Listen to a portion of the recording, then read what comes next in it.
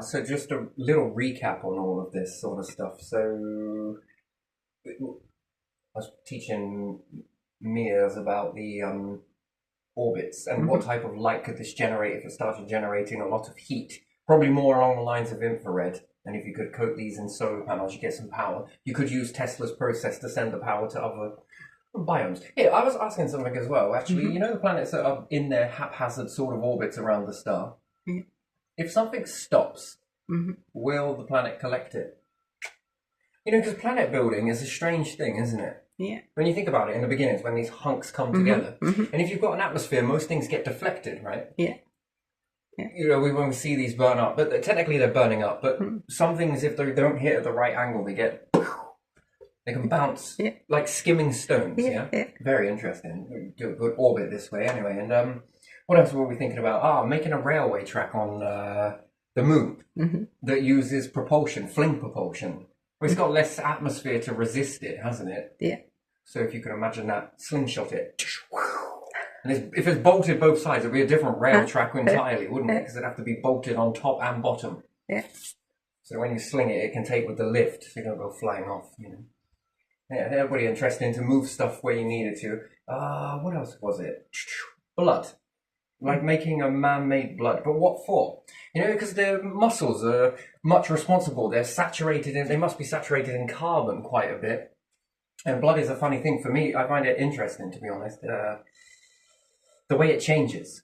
And I don't think there's been any experiments done, but even still, I would wonder what would happen. And again, if we could, let's say, right, you got a pressurization chamber, yes? Decompression chamber and a pressure chamber. So I want to take all of the air out, yes? Yeah. I don't know how we do that. Let's say we syringe it out until there's no more air inside here. And then we have some CO2, carbon. And when we release the pressure, we don't want to release the atmosphere of the, you know, we don't want to put back in what we've pulled out. So if we started to inject carbon into there, so the whole pressure chamber now fills with carbon, mimics the pressure of Earth. And if you were to have a saline, I hear thunder. Yeah.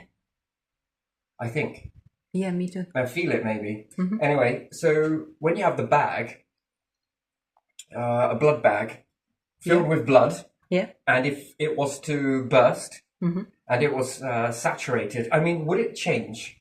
Rather than we see it as blue, let's say, and as it spills it turns red, if it was in carbon and it was red, would it turn blue? It would probably have different color, yeah. You see, this is the... And then in that process, then I'd be right to assume then, if such a thing would happen, if it was exposed rather than to drop it all over the floor, because it is blood after all, but still, then red blood should turn blue in that environment. Shouldn't it? It should be the retro. Red blood should absorb blue. This would be an interesting experiment, and why do I ask it? Because if it did turn blue from a red bag, it'd be the reverse of bleeding, right? Yeah. Which it's a fascinating substance, really, blood, isn't it? It's incredible, to be honest. It's so tempered to balance it. Now, is that due to the pressure and the abundant gas? That's a very interesting thing, because transforming this and utilizing from one to the other. I've got some other things going on with this, so I've run away with it a little bit. But if it were to turn red blood turn blue, that's interesting. So then you could assume then that your muscles muchly are saturated in carbon then, aren't they? And the blood hits, and I wonder if it changes like this and it's so sensitive to change, which then makes the body work a hell of a lot better, doesn't it? Just has to be exposed. I'm fascinated with this. It's so reactive from one to the other, and then the same dip. If you then release this carbon gas, probably suck it back in. I don't know about depressurization, and pull out the carbon and then put in oxygen. Would it turn back red again? Is it really that sensitive, or sure, it's going to clot and do some other things, but even still, and then jazzing this substance up to make a man-made blood. Why? Well, it's very useful, this stuff.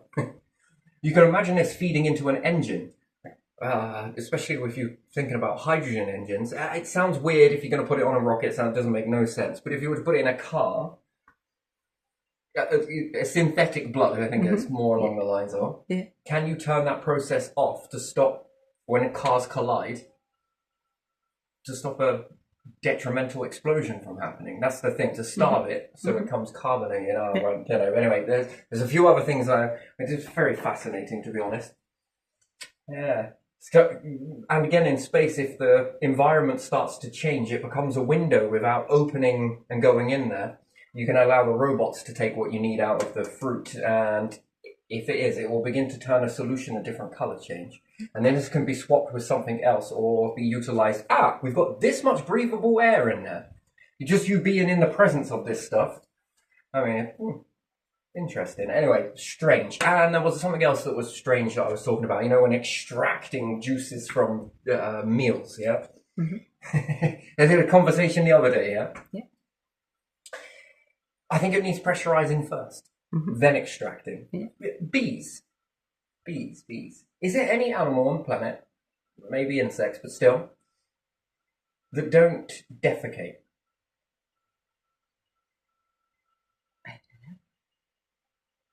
Do bees utilize all of what they eat?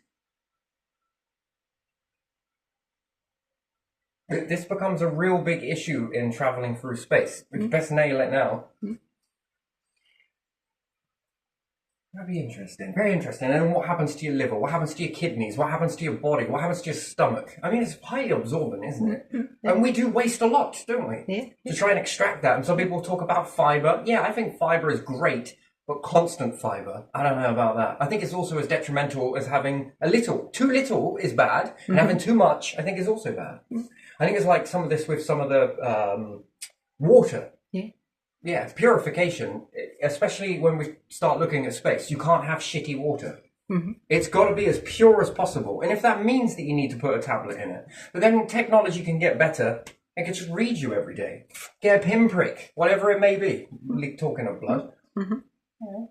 Do I need it? No, you don't. You're good. And then we start to find out, a little bit by little bit, that we're having way too much of this. We can overdose on this stuff. I was watching something... I think it's Richard Feynman.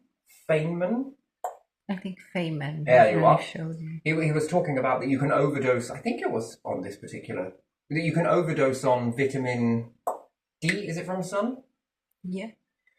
You can overdose on this if you take it as a tablet, and the body doesn't know when to really stop. But when it hits your skin and you break it this way, it knows when to stop that process and when you've got enough. Which I highly agree with this sort of stuff, and I guess if he was still around, he would probably be looking down towards water purification and different stuff like this. It's fascinating. You know that salt puts little tiny pieces of salt into the atmosphere. Yeah. But when your planet becomes more and more drier, this stops. That's an interesting thing, isn't it? Like lots of salt particles. What's the impact of that? I think it was from a Jewish Institute of Health and Science. I think it was. I don't know if that's how you pronounce it, but they were saying that we don't get enough salt. That's interesting, isn't it? We don't get enough. Fascinating. And then what is the effects of that? And I think it was a study that they were doing, credit to that institution. I don't know what it was. 100%. Do you remember all the sources? I was reading all of this down. I was like, oh, this is interesting. They did a study, and people that went to hospital feeling just generally unwell, when they got a saline drip, they felt better. Yeah. But it was nothing more than salt water, I believe. Not salt water as in, specialist salt water. I'm going to say it that way. Don't go drinking salt, eating salt, too much salt, Got a mountain of it. But, did your grandparents used to save some for some of us? Like really, just keep going. Did you want some dinner with that salt? It's all about it up and stuff. It's like bloody hell. And also, salts help to keep you alert, which is funny, fascinating, right? Some sort of salts that they say sniffing salts are they also known as, which is again something else that's very fascinating. But if we have less salt in the environment, in the atmosphere. Because winter, we'd be bound to get more salt on an island, wouldn't we? Yeah. Because there's not really much preventing it from coming in. Yeah. Too much, bad. We see this with nature. Too much is a bad thing. Too little, also a bad thing. So Interesting. It also makes me look at vitamins and minerals. Too many vitamins and you'll shit through the eye of a needle. It's just the way it is. And not enough? Well, you probably bind up. You get pretty sick, you know? So I think there's a fine balance to be had, which again, if you go in space, you might as well be all up on that. Because again, look at all of the pipes that we have here. They get chocker, they need filling with this, they need sorting out with that. Yeah. It's never a good thing, is it? It's not good for the pipes, it's probably not good for you, and most certainly ain't good for your washing up. Yeah. So I think this stuff where people are like, calcium. Yeah, I think calcium's a good thing, but when do we need to stop overdoing it? There's got to be a fine line to be had, hasn't there? There's got to be a weekly recommended amount as to which is good for us and what's not. Anyway, anywho, you know, impurities, I think it's bad. I think it scratches the interior of us. And I think that, yes, okay, fair enough, that might get stronger, but at what cost? At what cost? Truly, what cost? Internals? It's like sandblasting. Anyway, that's just my personal belief on that sort of stuff. I think too much of that. You can get fibre then, can't you, from minerals? And elephants, they don't go and hunk it every day. It's periodic. And they seem to be pretty good. I never see a sick elephant. If I do see a sick elephant, I'll have to be very concerned. And it depends on how they're looked after. Usually if we bring them in and zoo them and stuff, I think they get ill quicker. Immunity. Yeah. But naturally, when they get to seek out this stuff, it's very fascinating, isn't it? Fascinating. But yeah, this blood one has got me thinking. And yeah, Io, which is amply named really, isn't it? Intense orbits. That's what I kind of called that, which then equals heat. Intense orbits. And again, with Jupiter, it's all of the moons that are doing it. Because if you notice them through a telescope, man, they are... Ooh, they're giving Jupiter some shite, aren't they? Now, I was thinking about Jupiter. Now, if we were to stick in... If we stuck in a load of hydrogen into a metal balloon... Yeah. And crashed it through. We can only do this when Saturn is behind. Because God needs to slow this bad boy down at the end of it. And fuck sending that to Earth. It would be pointless. But anyway, and let's say you took some helium, yes, and you put it in an iron balloon. And you crashed it through Jupiter's atmosphere at the right ratio. You don't want it swallowed by Jupiter. But you want it to crush it. You want to crush everything in there. It's got to be easy crush. But no leakage. Come on now. Can we turn that into lithium? Do you think it's possible to crash things in or drop it into the Earth? I mean, it's probably, helium's pretty safe. Wouldn't be dropping any hydrogen down there, but still. And if we look at this central sun, our planet's core, it's suspended. It's been suspended. It can't do fusion process. Maybe it is a little bit, but I think not most of it. It's suspended animation. That's a very good self-fulfilling prophecy. It sort of etches it right on the cusp of it, doesn't it? Not enough to cause too much problems, and not too little for it to cool off. But it's just in that right medium ratio, isn't it? Moons, orbits, moons, and I think these just exacerbate the core. I really do, but I think if we added more, we piss it off even more. So could you imagine that with Io? I mean, if it's generating that much energy and then it begins to generate a magnetic field, you can tap into this. Power solutions, thing of the past, yeah? I think, and especially with this traveling away from your star system, cool, man, how many of these could you put up? It's like a little Mayan calendar in one. And if you had multiple of these rotating, and if you function in the magnetic field, and we have a north and a south, and we had on these biomes electromagnet, that then turns south when it's north, moving away, and the other one at the bottom. So this is why it's best to do it as a clock ratio, because as it's pushing away from this pole, can we not use that reverse polarity in the electromagnets in order to keep the momentum going of orbit, to keep a steady orbit? If it's going too fast, can we slow it down? And if it's not going fast enough, just by using the magnetic field of this irritation, we're going to be tapping into it. Can we keep these orbits going? Do you get what I mean by that? Because these ones can be nice and close. Who cares? Cook it. Whatever you need in there. You can put water in there, keep it nice and pressurized. Who cares? You can do whatever you want. Plants, they get nice and warm and toasty. Yeah, it's a very interesting process, isn't it? Yeah, to think about how ET would travel. This would be my way of traveling. Well, to begin with, I would travel this way. Yeah. Later on, you'll be playing around with it so much, someone else will come along and be like, "What? Wait a minute, why are we doing it like this? Shouldn't we be doing it like this? This person that taught you how to do this, he's full of shit." This is how it works. This is the best way science needs to go. Don't you think? It needs to be authentic. Yeah. Great today gets you to a point, shit tomorrow. That's how it should be. Yeah. Well, how would you feel about it? Well, I don't know. You know? Skeletons will be pointing you in this direction. Do you know what? Actually, I'd make a great signpost, wouldn't I? I could have multiple digits pointing in multiple directions with little signposts telling you where to go. Catacombs. I think we need to get realistic with that as well. Have you noticed how many boneyards there are? Literally, boneyards. Yeah. Some mate's been laying there for like 300 years. Well, fucking hell, man. 300 years? Are we sure it's a bone yet? Oh, we don't want to burial desecrate. Why not? Did you see what we did to the pyramids? We fucking ransacked them. Yeah. Double standards. Come on. Sit down, guys. And all the old burials from hunters-gatherers and people from that era. That's pretty true. Yeah. We're going They to find dig them out. Oh, and- look, they had a battle here many hundreds of years ago. Oh, archaeologists brushing off the bones. Oh, something just tickled my soul. Anyway, but even still, you know, I think we've got to get realistic with that. What about catacombs? You know, you'll be buried in here until you don't want to use the word rot because people don't like that. Until your flesh fell off. Until you liquefied. Until only bones stay. Are we Saying alright to that. dig you up for your bones? Yes. What sort of sign do you want on your bones? Do you want to point the way? Do you want to be in this structure? What sort of pattern do you want? I find that very communal. We spend most of our lives, right? Okay. I'm a hermit and I'm watching all of you lot grouped together. Yeah? I love being a hermit most of the time. I really do. But I watch everybody else and they're just like, oh my god, group. Oh my god, group. Ah, Bessies. Bessies. Everyone loves to be together. And then when they're dead, they want to be buried in the ground. Isolated.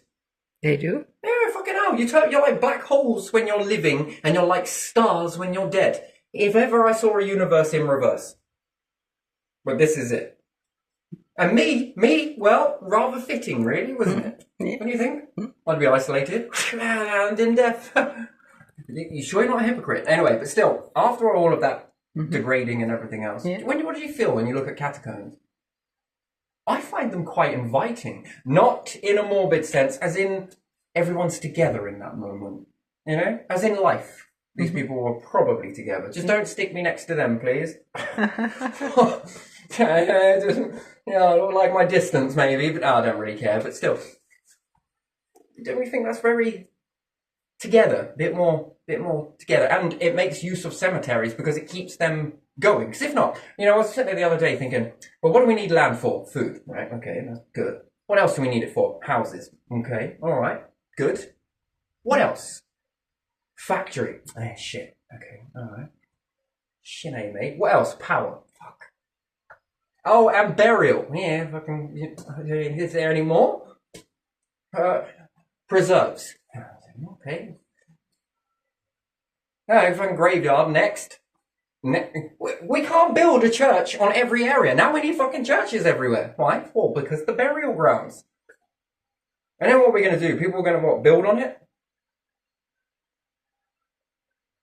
Did in the past, didn't they? Yeah, well, we have been, yeah. Fucking hell, surprised we haven't built on pyramids yet, but still, taking those bricks, these look pretty good. They stood the test of time. Yeah, in some catacombs the people were buried, and then when only bones stay, they are put into something smaller. And then Seriously, can we like put these in a tube system somewhere and just have one with an electrical arm that moves the bones so I can wave at people that go by on a train? you want Do you know what? I waved at loads of people today and no one waved back at me. Except for the skeletons inside of the... you want to wave at people. I'll wave, point direction. I'll be half android as well. Yeah, this way to over here. I'll even talk about you if you want. This is the catacomb, section B. But no, we've got to be realistic, right? Do you know how many chalk caverns we've got? Bones away! Oh, I meant bombs, but still, bones away! I was watching how they get salt water and extract it and boil it. No, I wasn't watching it. I was reading it. Do you know what I was actually reading? That's fascinating for me. Usually I watch things, but still I was having a little go at reading. Yeah. They find salt crystals inside this particular chalky thing, and then they flush it down with a load of water and pump it all up, and then they take it to a factory and then they boil it. And this is very expensive on the energy bill. I bet it fucking is. How the hell you are able to make salt? So let me get this straight. We find prehistoric ocean. Yeah. We pump it up from a cavern in the ground, and then we send it to a factory. They jazzle it, sprinkle it, clean it, because it's apparently a little bit shitty. And then they dry it. And the ocean?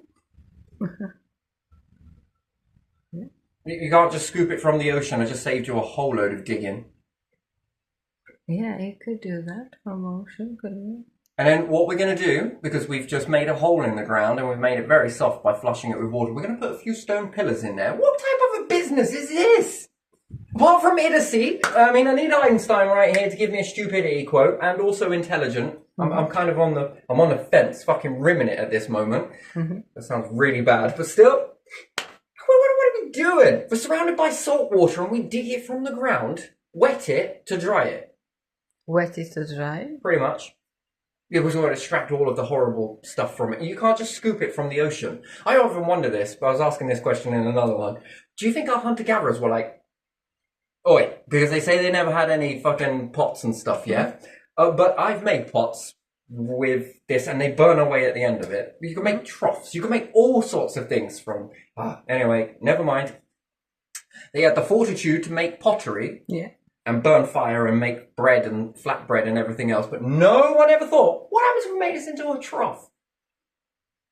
No, Frank, we've been doing it in this bread oven for centuries since Boudica. Bless her soul. You don't think that any of them turned that upside down, blocked it up, fucking filled it, made a... No, what's that? That's a pot. Yeah, but what do you plan on doing? What the hell are witches been stirring all of this time? I thought they had cauldrons. Clearly not. Anyway, so times of Boudica, it's still... Anyway, it's a similar principle, but you can do this with wood. And rockery. Oh, it's interesting. And you can also fry on it as well. Clean frying. Beautiful. Wonderful. Loads of people coming together. Yeah, I think they did this. The question I forgot. Okay?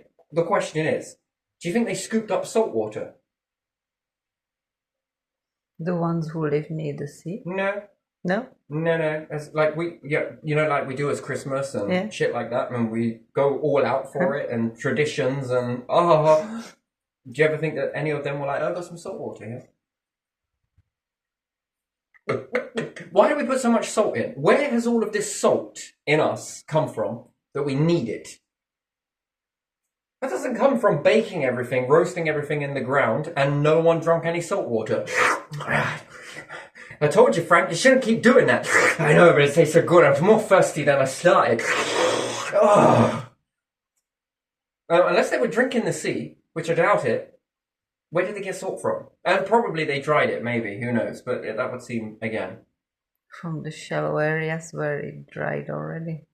Or there are places where the salty water really creates like, I don't know, like mineral deposit, and you can just flick it up. Well, there's many ways to get salt, and carbon gives you good salt. This is going to sound really weird, but you can get a really good salty solution from charred wood. Yeah.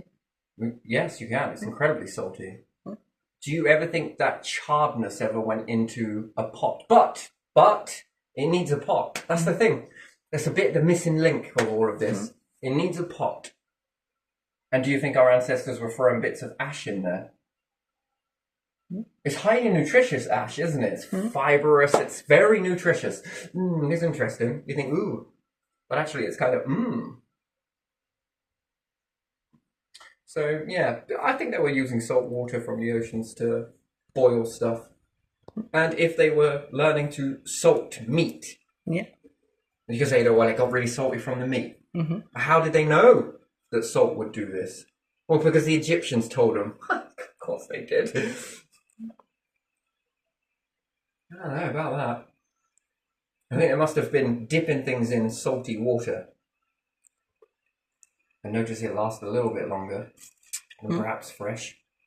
Depends on what it is. Which is interesting, really, isn't it?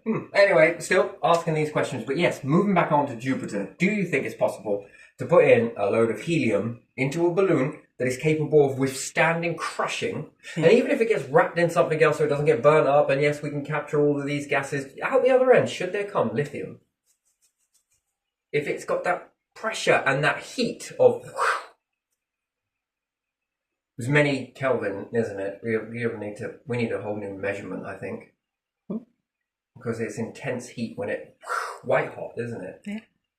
The longer you're crashing into that, but you want to skim it. Heat and pressure. We get crushing. Now, it's not exactly a fusion process, but do you think we can make lithium? Because you could probably make it in a lab, but I reckon it's going to be like diamonds. It's going to be, yes, tiny but it's going to be and... probably going to fall apart. Maybe not as strong. Because that's what happens when you lab make diamonds, yes? And you can also tell because of the structure's slightly off. It just doesn't fit. So you need to take a regular diamond. Imprint, I think, is how it is. And they're all basically the... And if stars fail at iron, how do they make diamonds? I thought diamonds were made from carbon, in the crust. In the crust of Earth. Yeah. Pressured coal at a lot of heat, and it changes the structure, the bonds, and the bonds create sure that carbon. Diamond mine in Africa looks more like a meteorite that really. Or maybe You see, because with this element making, when I say that Earth is suspended from, technically that's not true. It depends on the meteorite. And then it depends on the compounds of the meteorite and how these are going to vaporize things in the atmosphere. I don't know if that's truly a right word, vaporization. What do those gases turn into? I think vaporization sums it up very quickly. Yeah. But that is not an answer. Oh, well, it got vaporized. Well, I suppose it fucked off into the middle of nowhere. Good! We found a word that actually works for something. Vaporization. Most people think, when I ask people, what do you think vaporization means? It disappears. Okay. Right? It just vanishes. Yeah, a bit like when you burn a log, I guess. It vanishes too. It got vaporized. We turned a solid into gas. Sounds like meteorites to me. Yeah. And do you think that if there is no big impacts, the atmosphere will carry on puffing up? Because when those meteorites keep on, most people think that they don't do anything. And certain things that come sprinkling in. And is there an eye at the South Pole? South? North? Whatever, don't care. Eye? Yes, an eye. Explain.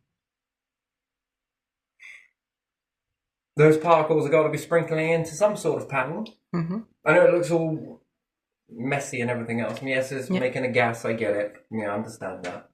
Quite clearly, depending on the different types of light that you get is the different gas, yes? Yeah. Isn't this why Tesla was playing around with argon gas? Was it a gas? Not sure. Anyway, putting argon into a fluorescent tube and it changed the color. This is how you could get, neons? Yeah. Different colored light? You put Yeah. different gas in there. Interesting. Yeah, Fascinating different process. gas. Yeah. So when these meteorites come crashing into the Earth, they're vaporizing essentially, aren't they? Even the ones that don't hit the Earth, that skim through. I know this is completely different now, but still. They make their little trails. Yeah.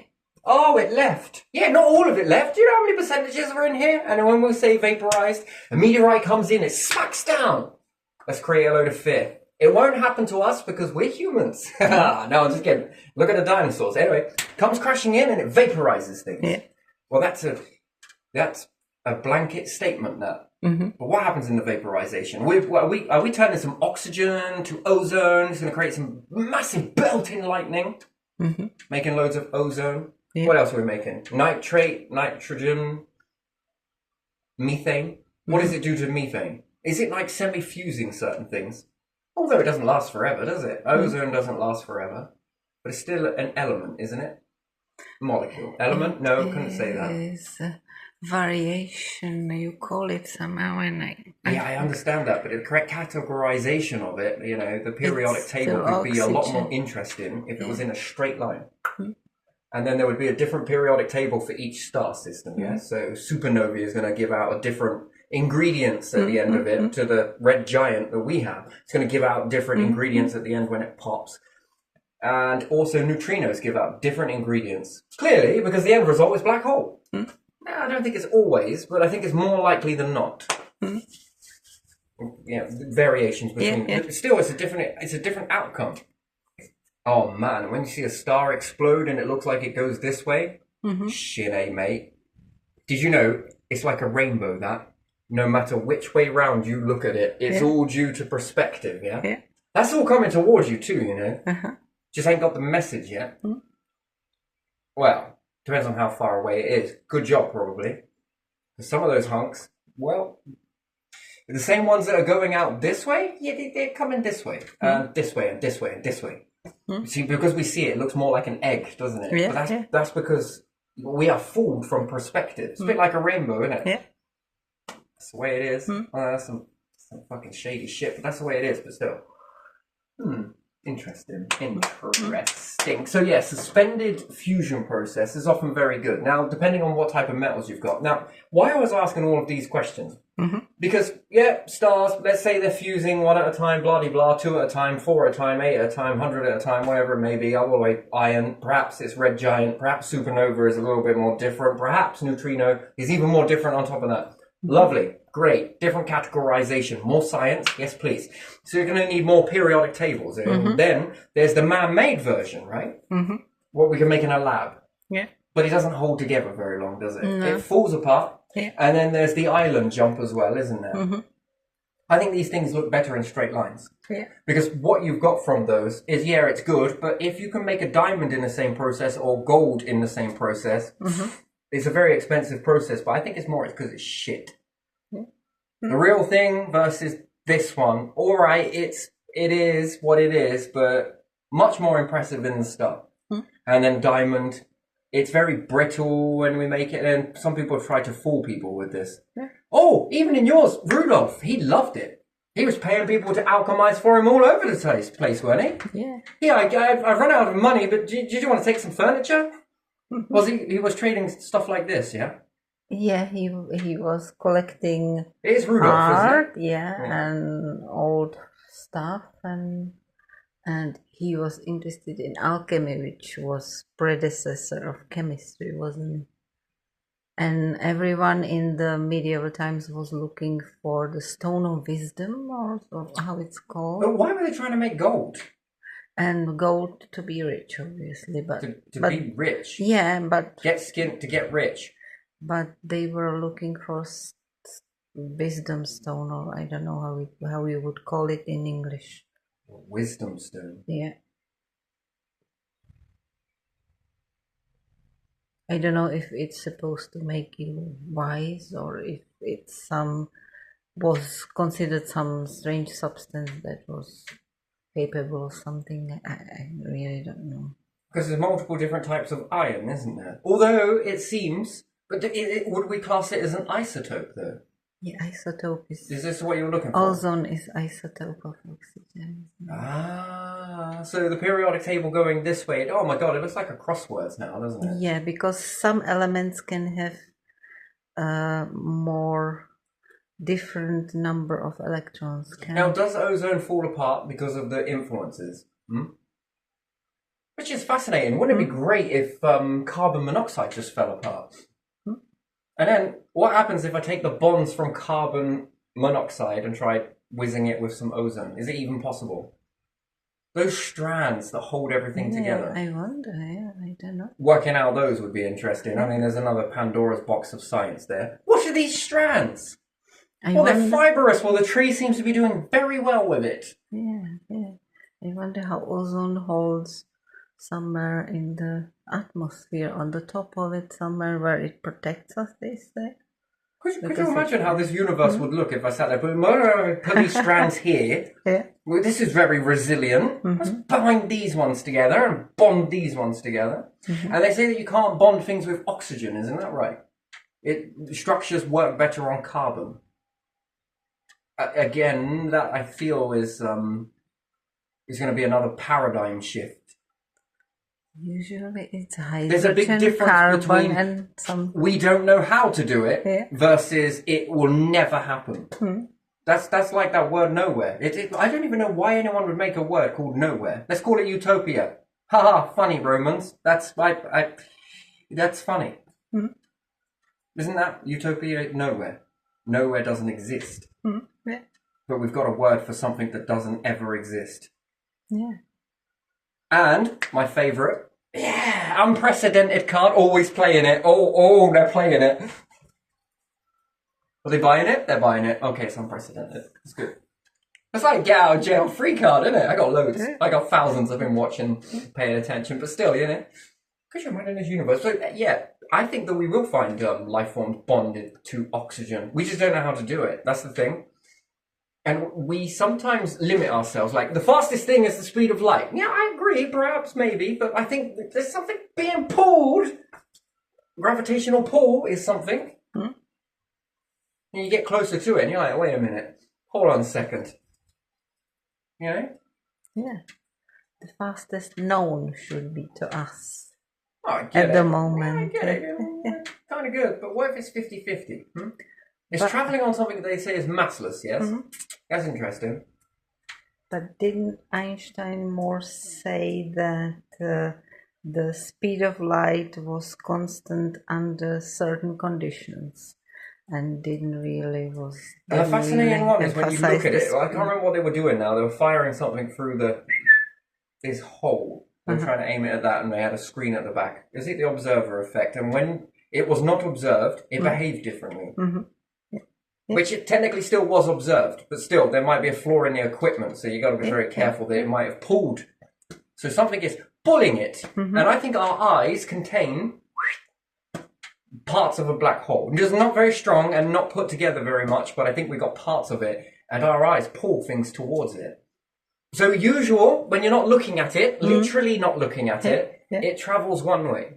It does something. Until you look at it, your eyes are tugging on it.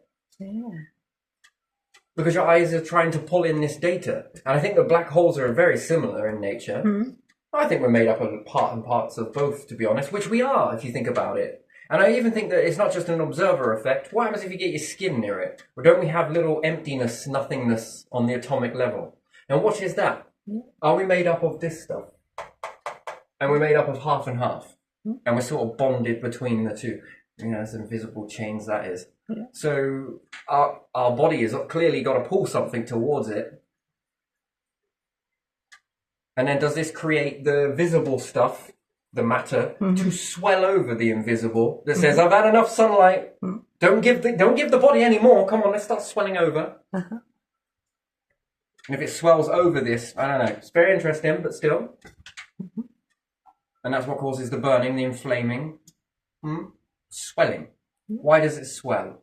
How does it swell? Does it swell over the invisible? Is it the nothingness? And then it begins to touch for a little bit. That's very painful. It's almost like your body trying to suck itself in. But still, got to ask these questions. You don't ask these questions, you don't know, do you? Maybe you're full of shit, but still, like to ask it. I don't mind getting egg on the face. Bird shit, I do mind. Damn those things. Aha! She's here when those seagulls were grabbing the fish. Yeah, and he's got a really big one hanging out of his mouth, and he's going, ha ha! Ha ha! And all the rest are chasing up. Oh man, they're fucking funny creatures, they are. Oh, they're strange. They're pains in the asses, but still. Interesting. So yeah, do you think something's being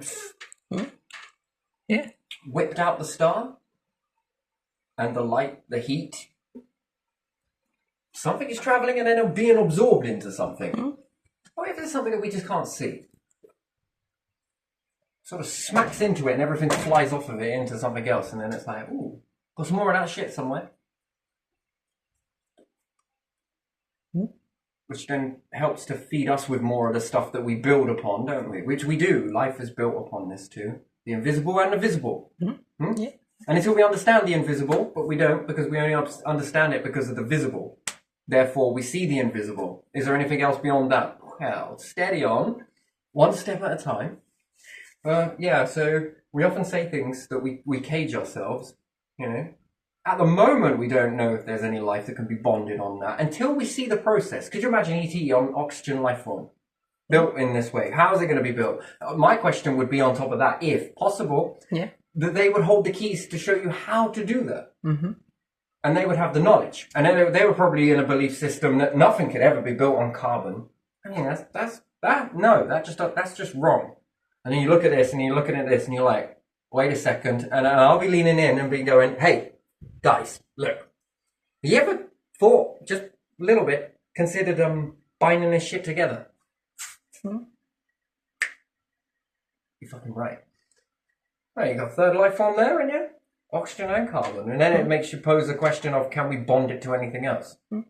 Well, I don't know if it's 100% in that way going to be that simple.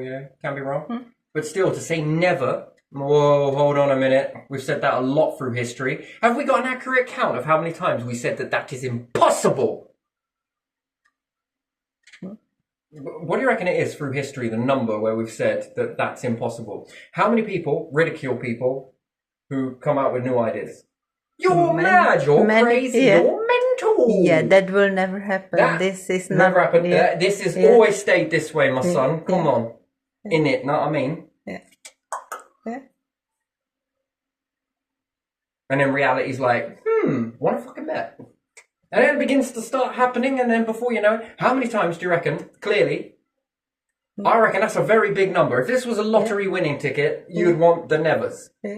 Not the, I believe in you, son, daughter, human, E.T. Well, I'm going to toss it out there. God! Yeah, we believe more in God than we do in each other. That's an interesting thing, isn't it? Or belief itself. But yet someone comes out with something different. Whoa, watch them go into disbelief mode. Quick, it's coming. 5, 4, 3, 2, 1 in nanoseconds, and they're in it. There you are, you're under. That's impossible. Know it. Like, I knew he was going to say that. Look, I wrote it down on an envelope. It's in my pocket. Meanwhile.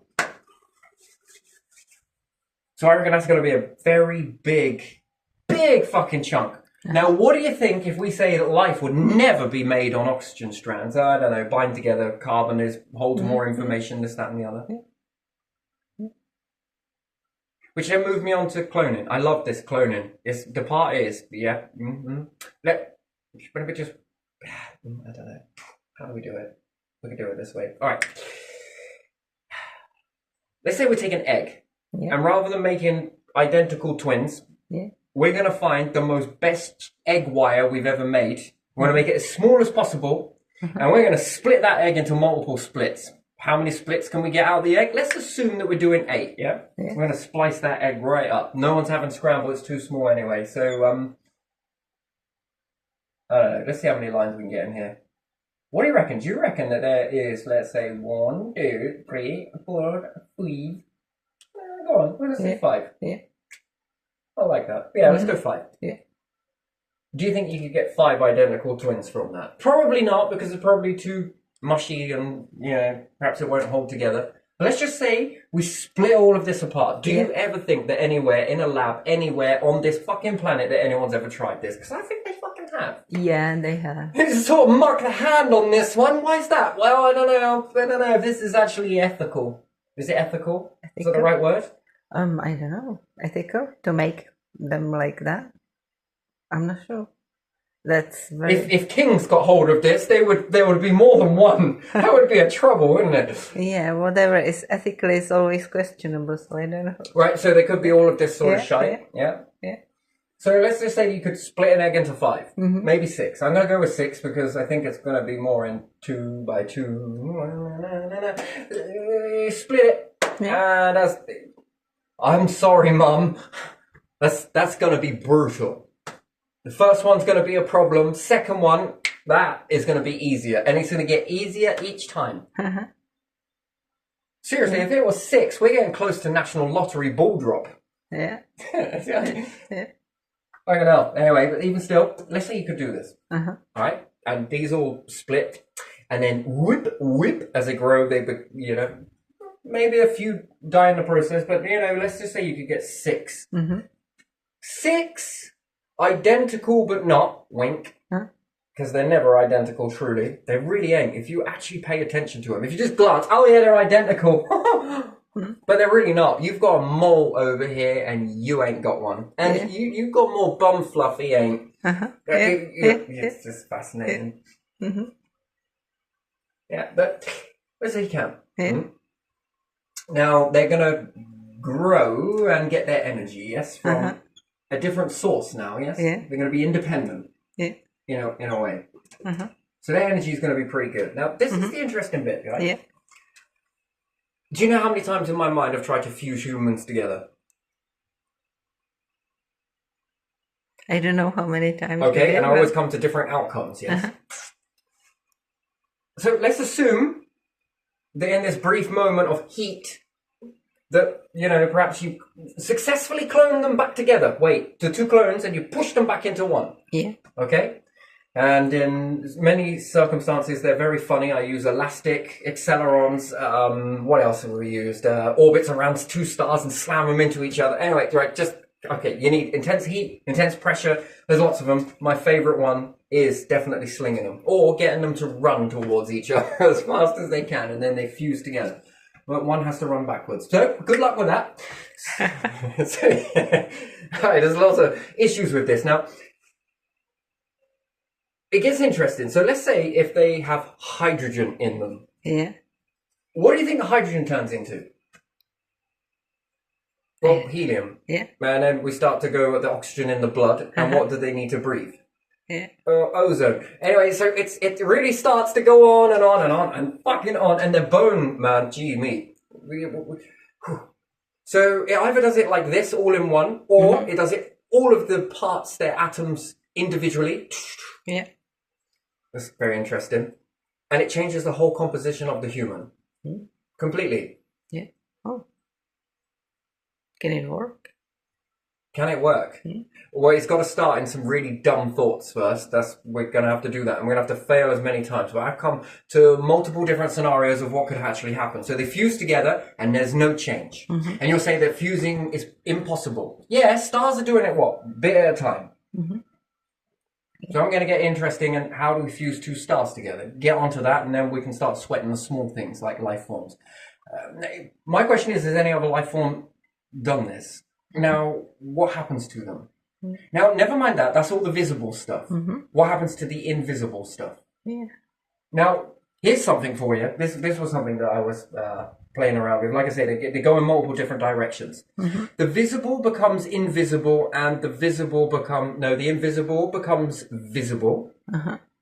And the once invisible becomes visible, and the visible becomes invisible. So it's like, if we could, we take an atomic computer and we can see all of the visible. Yeah. And we can see the invisible because of the visible. Yeah. Yeah. When you put them together with this and use the atomic camera, it switches. I don't know what that's called on a camera. What is that? Not negative, is it? Where you reverse everything. Yeah. Is it negative? Yeah. White is black and black is white if you have black and white picture. Or different grays. Now, when I was playing around with this in my mind, never mind. I feel like there's a lot watching this. Not this video, but in your mind, you feel it, don't you? Like sort of something's leaning in, like, wait, what are you doing? Hey, let's have a mosey on it. Wait, what? Because I'm fascinated with this invisible stuff, right? Now, how do you make it visible? Probably by doing something like this. And it's a bit like the periodic table, right? Isn't it? Something is hard, and then something is soft. And then hard and soft and hard and soft. Yeah, interesting. So sort of breathing back and forth, strobing almost from one to the other. So in order to understand the invisible is to make it visible. But then what does that look like when it all comes together? Do you think it's the reverse of what is? And then when doing this, do we make it visible? We understand now what the invisible is. But now you got to learn what once was invisible now made visible. And my brain struggles to piece all of this together, by the way. I tell you, it's a hell of a thought. I don't know, it takes me probably about maybe 2 hours, but it feels like only 5 minutes. Okay, because people call this lucid dreaming, don't they? I really? Not really, but yeah. I'm doing experiments in there, man. Fucking hell. It's a laboratory. I swear, it's really bad though. It's bad. So this one I played around with because I was trying to figure out what is this stuff, and the only way to really understand it is to see it. And it poses a whole question of whether you would make something turn invisible, but there again, it can never be invisible because there's always visible, but still. And then there is the other one where it fuses together and it's perfect. It makes things more tougher than they are. Interesting. So stars do this into pieces, break it down to do it into pieces. Maybe humans will maybe do it this way, or E.T. And I was trying to make a brain more better, organs more better, so that they're more, you know, the brains are pretty shit, really. No, they're not. They're really great, but they're also very limited. Now, if there's that resistance for a wire, yes, because it's getting hot, it creates the heat, generates more resistance, and therefore the electrons, is that right, are not flowing very well. Let's say flowing. It feels wrong. So how could you develop a brain in this way? And I was thinking cloning, and nature seems to have, you know, I was looking at a couple of bulbed plants. If I slice it in the middle, there's a chance that these can continue growing. Now, it's a different type of cloning to what they're doing. They're pushing out little clones and they grow.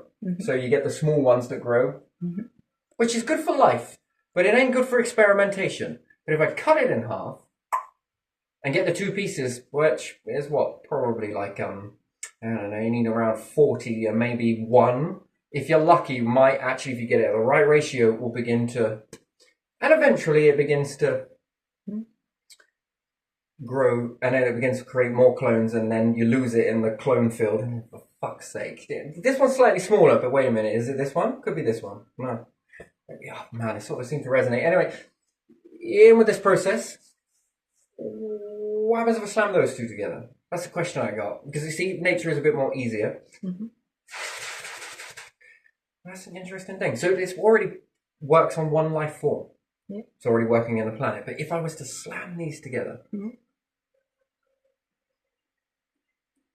do you think it will become stronger?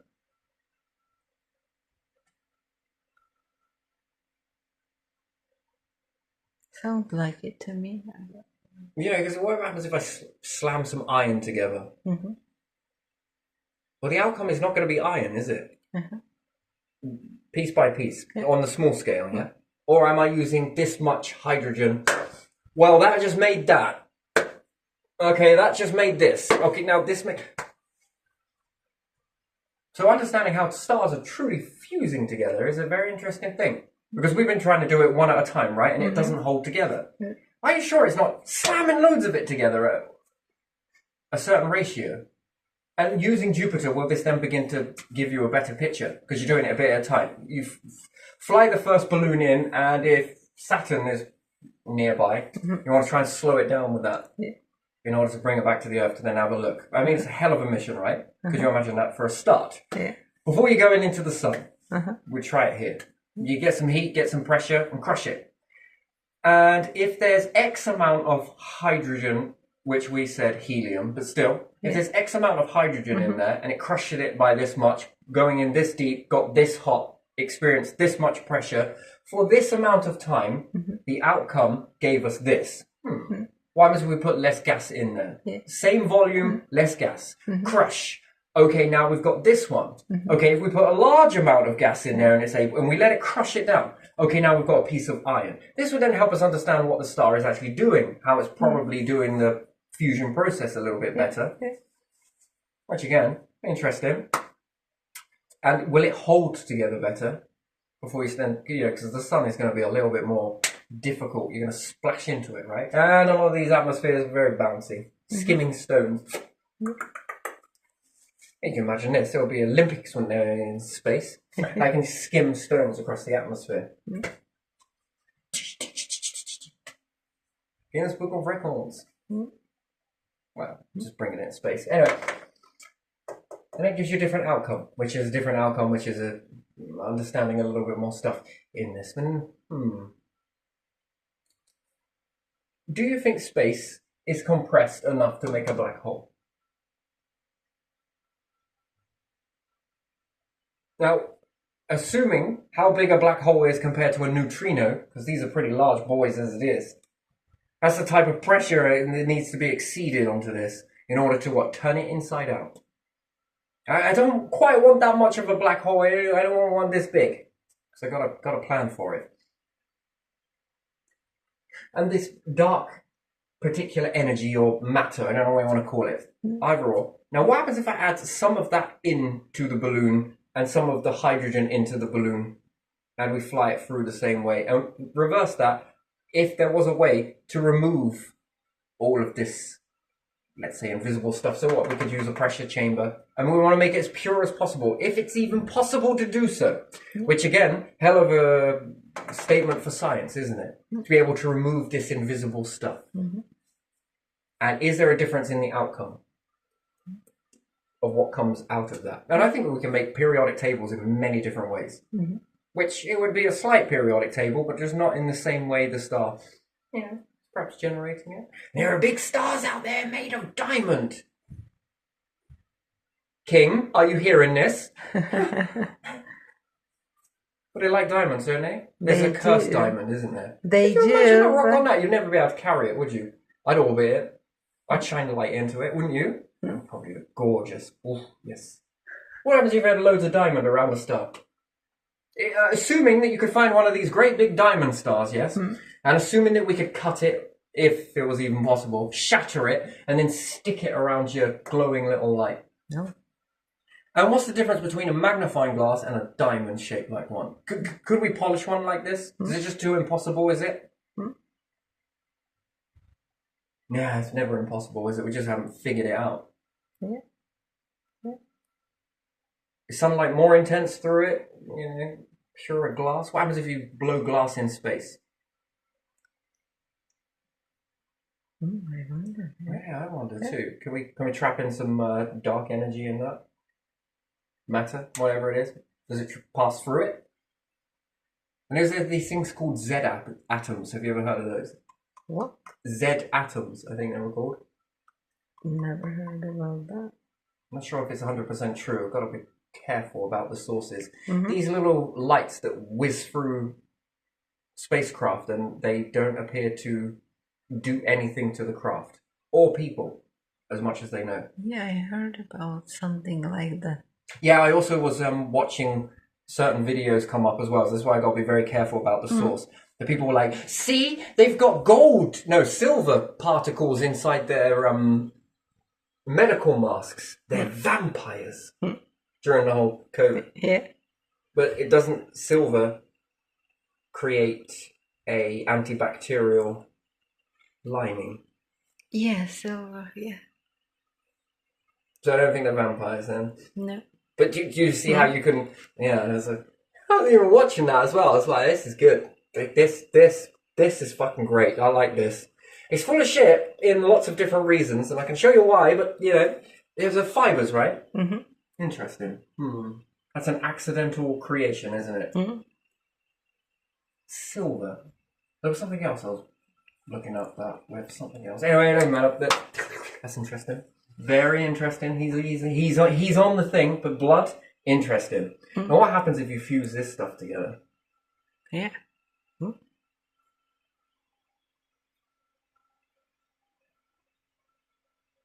Oh man, if I could figure out these bonds, man, I would be taking them from this and shoving them in there and then crushing it together. What we got?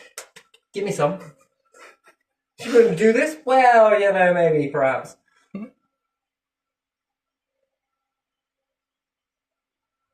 No, will it work better in the body or worse? Well, maybe we should test that first. We'll do a quick dip. There we are.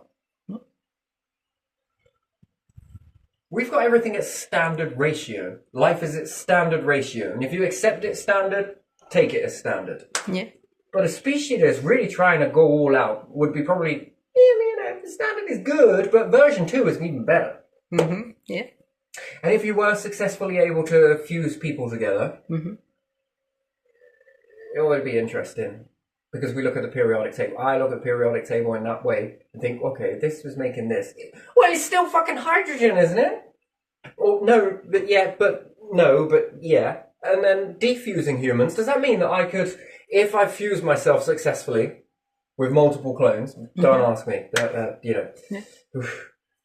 Multiple clones, slashing. Loads of clones. And you then begin to fuse yourselves into one. Yeah.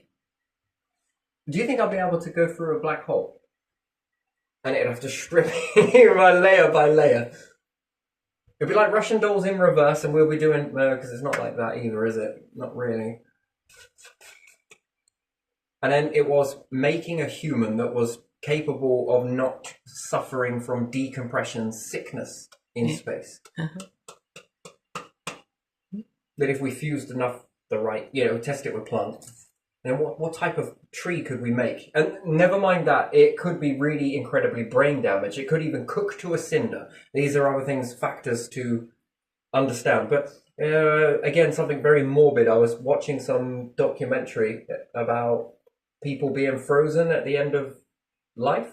Yeah. And they were having all of these gases pumped in. I got to watch the whole thing, actually. It was pretty good. Yeah. They were putting in these different cold solutions and switching out the gases in the body. And I was like, fascinating. If only they did it when they were alive. In order to preserve the body, and then it goes into cryogenesis, is it? Yeah, I think so. Fascinating process. So you can already get very cold, can't you? But the fusion process is going to get very hot. Now, whether any data is transferred in that process, that's another question entirely. That's why I say, always have spares. So nature has jumped the ratio here, a bit like in labs. Humans jumped it as well, didn't they? Yeah. So if I remember rightly, when seeing the periodic table, it was jump, jump, and then they believed there was something over there, but they just couldn't get to it. Yeah. An island or something. They jumped to the island or sailed to the island. I think that's an Americanized version of explaining that. Can't be sure though. But nature has also done this with its cloning. Don't you think? I don't know. Well, it's not dividing, it's creating young. Yeah. Which is fascinating. Very fascinating. So it grows from young to... So it's not gone to this cloning, which, let's say, if humans were cloning, and why would you clone to be able to fuse together? And again, there's another way around it, which would be technology. Again, it's temporal until it gets to a point. Yeah. But it would be much better if we were generating the clone and passing on the information this way. Which, again, you can't really test it 100% with nature. Yeah. You know, you got to think of something before the cloning process, and as it becomes cutting you off. Be like conjoined twins, but a bit more not so.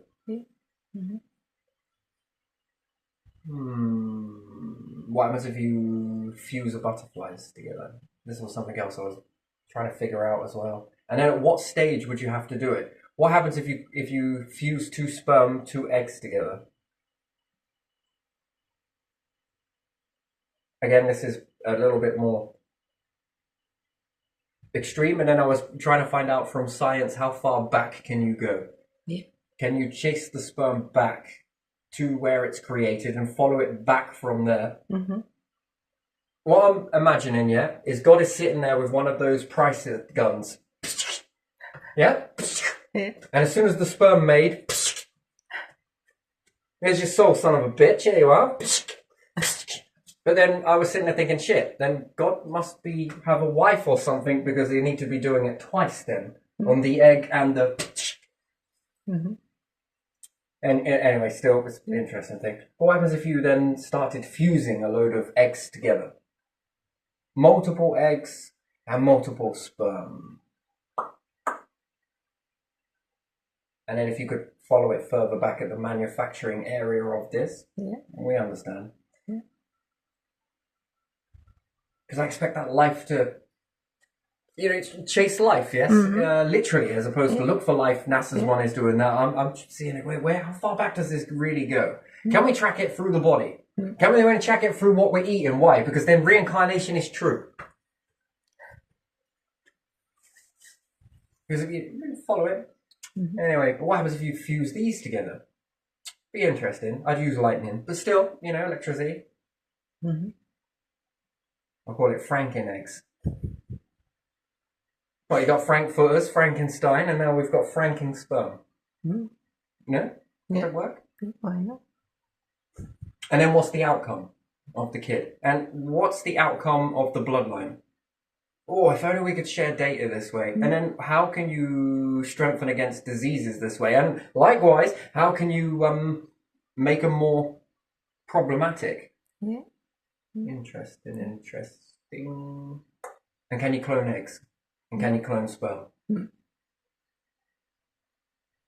Interesting. Which maybe you might look at tadpoles or Yeah. not quite, but still, yeah, similar to. Mhm.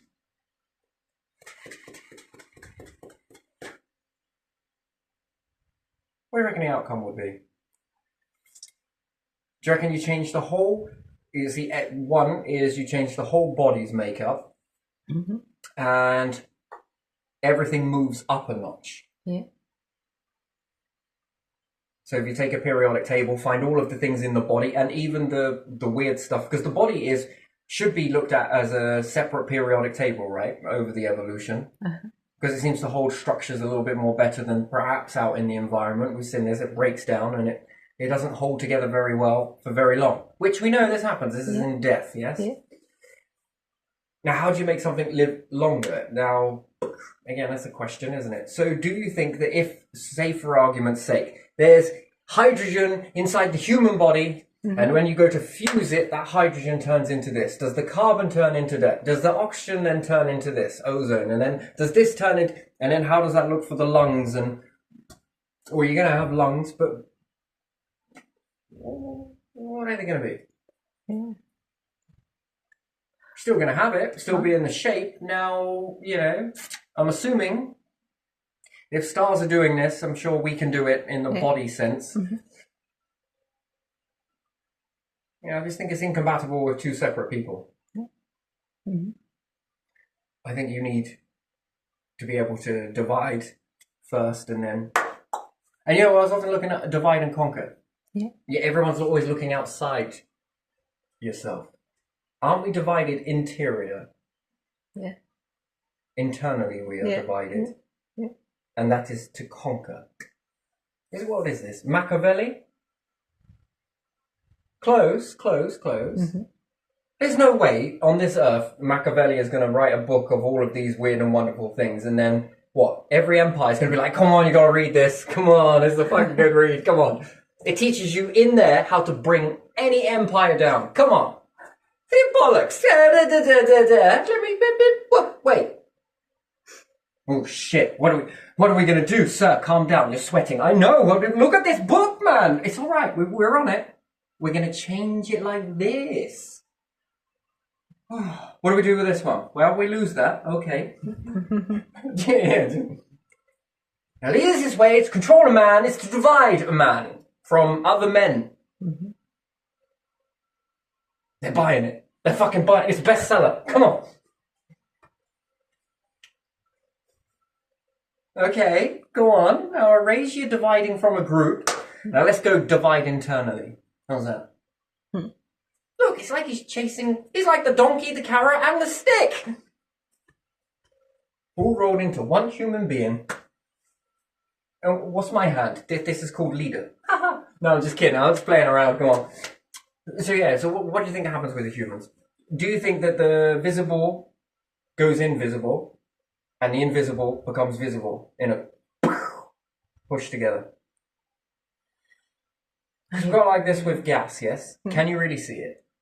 No. Not really, can you? No, not really. No. So if we take hydrogen being a gas, can you see it? No. So when it slams together, can you see it? No. And we'll still say no. But if it keeps on going and slamming together, can you see it? Eventually, oh yes, don't you? If all of the elements, yes, start from hydrogen, and then you can make gold.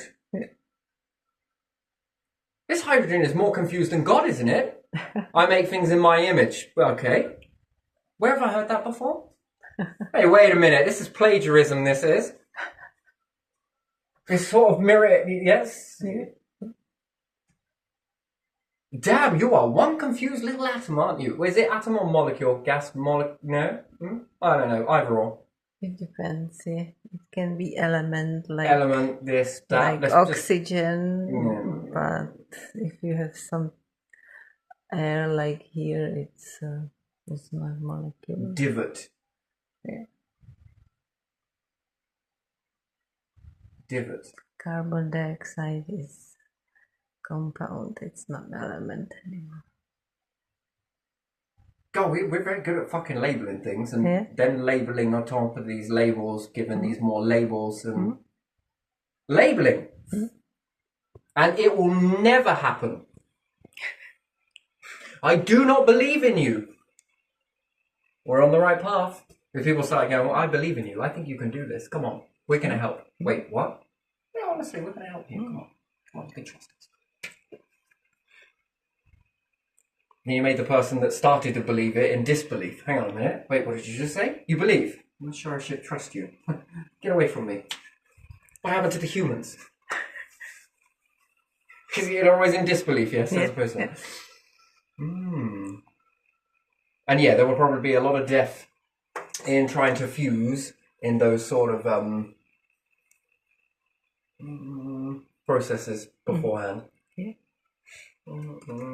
And here's another one, right? That I also went into was: do you think that the two humans that are able to be fused successfully will forget all of what they understood?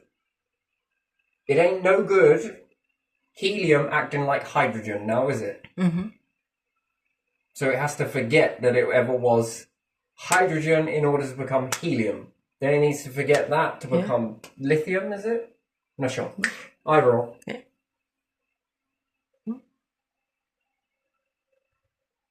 And therefore, there become a new set of rules with that. So again, with fusing humans, do you think that it will forget a human existence because it will transform into something, what that is? Variables, you say? Fucking hell. Good luck. But lots of love, God's wife, and all of the spiritual teams. Good. Great big good luck and a heart symbol on it. Anyway, what's this? That, you're gonna need it. But there's no instructions. I know. I'm not very good at giving you instructions, son of a bitch. Well, it is, because it's patterns, but, we'll probably read it in something else, but still.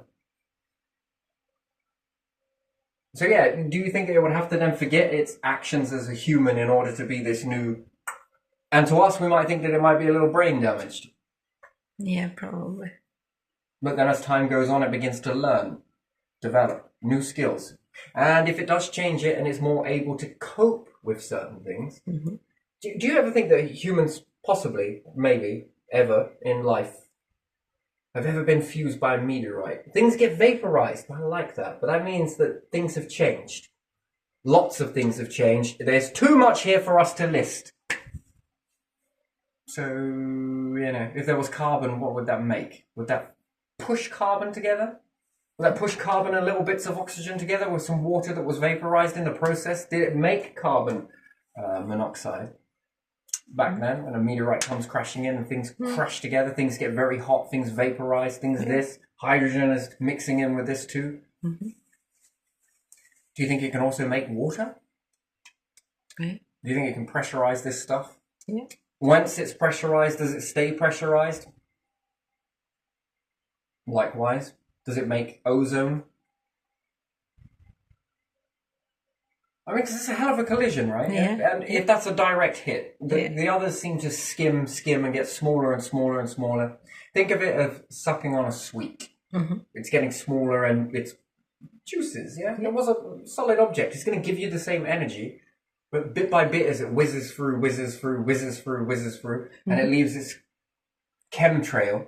I don't know what else to call that. Vapor trail, whatever it may be. Yeah. It's bits are breaking off. And it's gaining to the atmosphere. Now, some of these things are going to be heavy, some of them are going to be light, some of them are going to sweat, perhaps. Has it ever seen an environment like this one before? It's going to burn up, it's going to do this, Jupiter's eating lots. But yeah, fusing these bad boys together. And then planets, don't even get me started on planets. Yeah, I think I'm going to leave it there. I've been on a bit of a journey, so I'll do some other stuff. And did you think it's possible to fuse water together? Sounds stupid, doesn't it? Doesn't it sound really ridiculous? What do you think it would make? An ozone lake? A helium ozone? I don't know. I'm not sure about that one.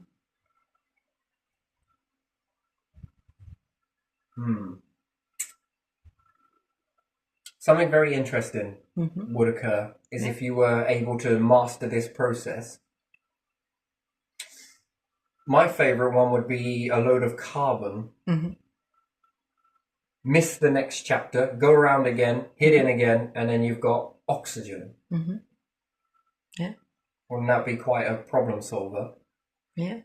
But there again, I don't know about carbon monoxide though. It would then be looked at as making some small pieces of this to allow this to have a stretch. And I wonder in space whether carbon monoxide can be pulled apart. If we liquidize it and then freeze it. Yeah. There's one thing that is understood with comets, when watching comets and asteroids, I shouldn't really say comets, but anyway, let's say moving volumes, and they've got the massive chemtrail at the back of them whilst they're moving towards space, yeah? That's because it's frozen. And when it gets closer to the star, it warms up. And as it warms up, it begins separating. Yeah. Because it goes liquid. It can't remain as liquid because it's, well, technically there's not enough to hold on to it. And as it heats up, it begins to pull apart the... And I think this is a type of propulsion. Yeah. So if you were to take gas out into space, I think, no, it's probably not going to really do it. But if you were to get carbon monoxide and imagine that you could put it into a pressurized cylinder and then freeze it using some sort of nitrogen, liquid nitrogen, assuming that we could, and we made an ice cube of it. Now put this into a balloon and took it up into space, and yes, it will allow it to stretch until it begins to inflate. And maybe it'll only do some of it, but shouldn't it then be able to pull those binds together away? Move it closer to the sun, and maybe as it starts sweating and pulling apart? Wouldn't it be great if you could have a Hoover behind a comet? And as soon as its tail starts, and that gas, rather than it separating and going off into the... You just collect it. You collect it. Because that becomes medicine to this shit, doesn't it? Which you only need liquid to do that, but I think it's better if it's frozen. And it begins to separate it. Oh, yes. Now, does it stay separate? That's the question. And if you re-enter it back into the earth, have you then solved your problem?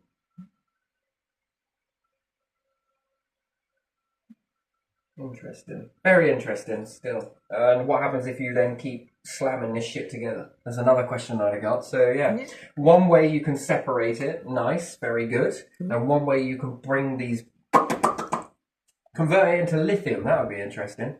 You see, on the Earth you would run out. That's the thing. And in the solar system you would run out. Imagine turning Jupiter, hydrogen gas? Yeah, could you imagine transforming that into iron? It would be very small, well, it would be large, but it would probably make more abundance in gas than it would into anything that was metal. Because I think you're going to need a lot of hydrogen to make a lot of iron. Or for a smaller bit of iron. So could you imagine how expansive this gas was? And slowly but surely it begins to condense and become more compact. And the black holes are like, you want to bet? I bet we could separate all of this shit back into the soup it was. And if you were to look at that process and think, can we do that? Well, yes, you can. There's nothing really stopping you, is there? Another heart shape and good luck is the black hole. You can study it. These are very beneficial. They look like pains in the arses, don't they? But they're not. Luckily, from our perspective, this takes quite a long time, doesn't it? It runs away. Summer often always does leave us by, doesn't it? Yeah. Before you know it, it's summer, abundance, and everything is all out. And then winter hits very quickly. Yeah. So from spring to summer,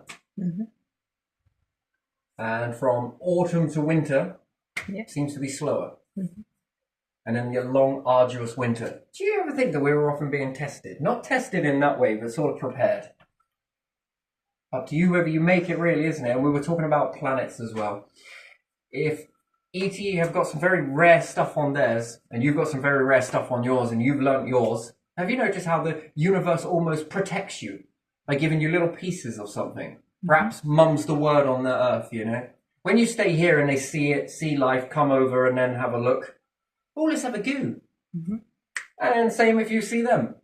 But if you couldn't see their planets, and they've got some shite that you don't understand, and you've got some stuff that they don't understand, and you're phenomenal with it, well, if they were to kill you and you were to kill them, well, settle that little bit. You get the tidbits. But you would need them, perhaps tickle them with feathers or something. I'm still not going to tell you how we made it. Okay, I will. I don't know, whatever it may be. Okay, we're trying to make this lighter. You sort of see how the whole universe almost seems to give you pieces of protection. And then how sparse everything is. It's not impossible, but still. It's more like teach us. Reciprocal. I'll trade you some of this knowledge for a little bit of that knowledge. And then you've got more things that are more precious. Oh, that's very shiny. And maybe they have too. And then they can teach you what to do with it. And you exchange like for like. And I think you become the best of friends in this. In an ideal universe. Nearly said world. Nearly. Sort of protecting, yes? And then do you think this sort of stuff here on the planets is abundant or not? It's not really. Certain things on Venus we don't have here.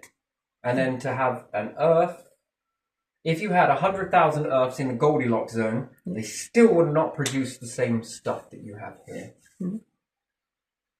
Even if you had 100,000 Earths in the exact same place as Earth. You'd be like, yes, we would, in the exact same size. No, you wouldn't. Were they hit by the same meteorites at the exact same time? No. Did they get an earthquake at the right ratio? You know, we got some sediment, don't we? Some sediment that's no good. And we've got a lot of the stuff. When you bore down into the ground, you can find a lot of prehistoric forest, can't you? And it's very clay-like.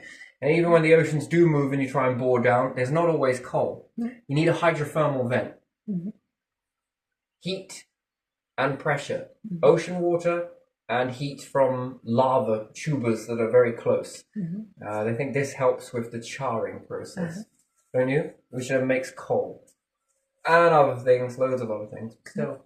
Lithium is an interesting one. Can you imagine making that? Don't know how. Making it. Don't know how. That would solve a lot of issues, wouldn't it? Yeah, it would. But I think if we make it in a lab, it's probably going to be shite. Like a diamond, you know? Like the fake diamonds. I think it's going to be good, but... The universe is like, well, yes, of course, I still do it better at the moment, winning that championship. Humans like, not for long. So yeah, anyway, I don't think it's really about that, because it shows you, doesn't it? Just how to achieve it is an interesting thing. And this synthetic blood, and also cloning and fusing clones. Interesting. Because what do you become next? That is a question mark. And like I say, I'll go into this and journey on into this maybe at some point. I think I got probably about 4 different variations, but it's still building. Some of it is confusing, and you like try to like, wait, okay, we could go this way. All right, that's interesting. It's fascinating at the same time as watching this all happen. It's very interesting. And other ones are also equally as interesting. But which way does it go? And then is there different types of this fusion process, a bit like the stars, again, which then led me on to something else, which was like, my word. So humans are like stars, but in a very different way. Yeah. And that if you do it this particular way, you get a neutrino human. Okay, interesting. If you do it this way, you might get a red giant, blah, blah, blah. Do it this way, you get kind of a supernova. Right. Okay. God? Yes. Spirits? Yes. All the gods, lean in for a second. What happens if I take a neutrino, a supernova, and a red giant, and any other star that I haven't labelled, and slam all of these together? Well, you'll break my fucking universe, is what you'll do. You just change the ingredients completely, and again. And there are super colossal stars out there. Yeah. I would be paying attention to those, because you see, you won't be able to see any ET around these, because I think it'd just be too bright. That to me looks like something has had a go at trying to slam this stuff together. Yeah. Perhaps, maybe in some sort of galaxy merger of two galaxies, I should say. Some of this stuff actually probably does slam together, a bit like planets, a bit like moons, hodgepodgey, and all the rest of it. And it poses another question. How many planets have been slammed and fused together? I mean, is it Miranda? Is the hodgepodge? Yeah. And unless we went there or sent a probe there, which would be an interesting thing for space programs. I'll be tearing these up for Ireland. You can have a little bit Northern Ireland. Britain, here's a little bit for you. Norfolk, here's a bit for you. And do you get what I mean? It can be worldwide, because there's so much of this to explore. It's so... But Miranda, is it one moon or is it a multiple of different moons? Because again, this is a fusion of different moons coming together. That would be interesting, and therefore you would expect to see certain types of ingredients on this one. Well, the crust, you'd probably see that's sort of very similar. Let's say it's not geologically active inside. Yeah. But blow off that dust layer, and maybe it's very different in mineral content, or perhaps, I won't say mineral content, but very different. But these pieces look to concentrate very vastly different in that particular way. Yeah, because if the moon was slammed to us any harder, the piece didn't break off, we are technically fused planet, are we not? Yeah. Two. Something. Oh, my ears are ringing. So probably maybe the storm's still chugging. My word, it is hot. Beautiful. It's beautiful. So when the moon, smacked into us, it sort of merged with us. Technically, this is technically what comets are really doing, aren't they? And a little piece of it spun off, didn't it? Yeah. As they say, or a piece of it. So we're technically two worlds. That's very interesting, isn't it? Yeah. Can you imagine that? That's an interesting thing. Anyway, still gonna leave it there. So loads to think about. But let's leave it there. Yeah. Okay.